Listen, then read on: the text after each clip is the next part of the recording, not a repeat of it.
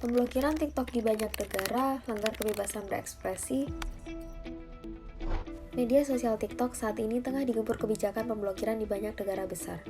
Pada pertengahan tahun 2023 ini saja, sudah ada 10 negara yang memblokir TikTok, mulai dari Amerika Serikat, Inggris Raya, Uni Eropa, Belgia, hingga saat ini Jepang juga tengah dikabarkan sedang ancang-ancang untuk turut memblokir TikTok.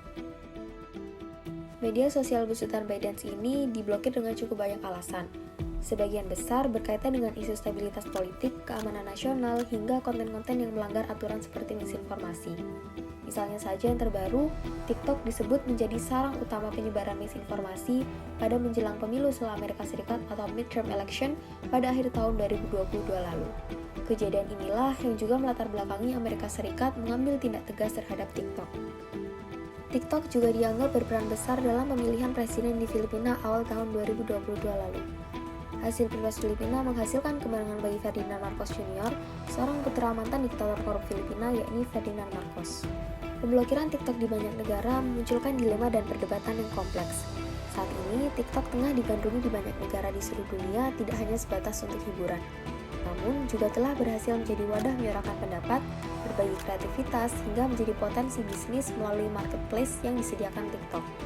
Sehingga di satu sisi, ada hal terkait kebebasan berekspresi yang dianggap sebagai hak asasi manusia yang sifatnya fundamental dan diperlindungi dalam konstitusi.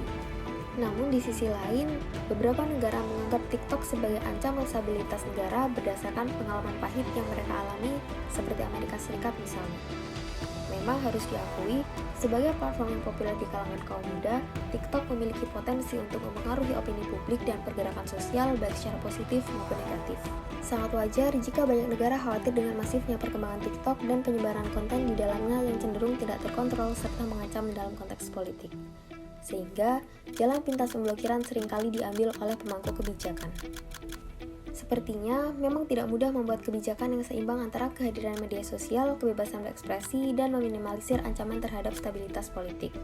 Apalagi, jika kondisi kebijakan suatu negara yang memang mewajibkan represif terhadap ancaman yang dianggap mendesak. Langkah antisipatif yang sifatnya preventif seperti kolaborasi dengan perusahaan media sosial dan juga literasi digital terhadap pengguna menjadi langkah yang dapat ditempuh untuk menghadapi dilema tersebut.